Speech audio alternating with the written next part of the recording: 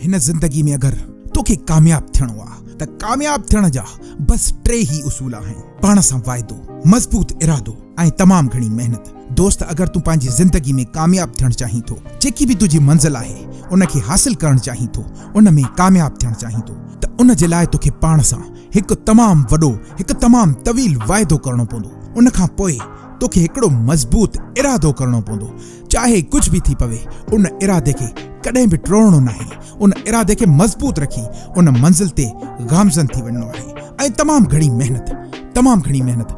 जी हाँ, जेके भी कामयाब थिया आहिनि उन्हनि तमाम घणी मेहनत कई आहे। इन जे लाइ त अॼु उहे कामयाबी जी मंजिलुनि ते आहिनि। इन जे लाइ त उहे कामयाबी जी ऊचाइनि ते आहिनि। दोस्तों, अगर अहिड़ियूं वीडियोस तव्हांखे पसंदि थियूं अचनि त हिन चैनल खे सब्सक्राइब कयो। मां आहियां सैयद अली वकार ऐं मां तव्हांजी ज़िंदगी तब्दील करण जे लाइ हिकु नओं अज़म खणी निकितो आहियां।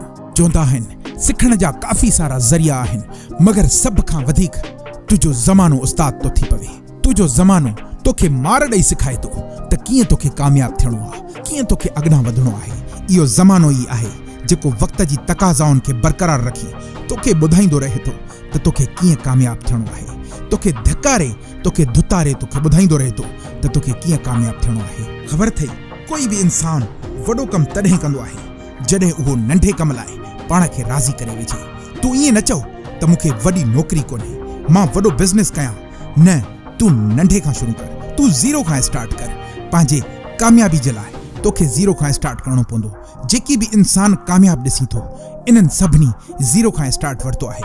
अगर इहो चई पाण खे कूड़ो बहानो ऐं कूड़े दिलासे में विझे त न मूंखे वॾी नौकरी हुजे, मूंखे वॾो बिज़नेस हुजे, तॾहिं ई मां कुझु करे सघां थो, अदरवाइज़ मां कुझु नथो करे सघां, त इहा तुंहिंजी भुल आहे। दोस्त, तोखे ज़ीरो खां स्टार्ट वठिणो आहे त जीअं तूं कामयाब थी। बस तूं सुठो सोचींदो रह, तूं सुठो ॻाल्हाईंदो रह। छो जो बदज़ुबानी ऐं बदगुमानी ॿ अहिड़ा ग़लति ऐब आहिनि जेके इंसान जे हर कमाल खे ज़वाल में तब्दील कंदा आहिनि। तूं कोशिश कर हर इंसान सां पंहिंजो लहजो सुठो रख, हर इंसान सां बहितरीन थी ॻाल्हाए, हर इंसान सां सुठो थी ॻाल्हाए ऐं इंशाअल्लाह तुंहिंजो इख़लाक़ ई तुंहिंजी कामयाबी जी ज़मानत आहे। अगर तुंहिंजो इख़लाक़ सुठो आहे, अगर तुंहिंजो ॻाल्हाइण सुठो आहे, त दोस्त तूं कामयाबी जे बुलंदियुनि ते पहुचण वारो आहीं।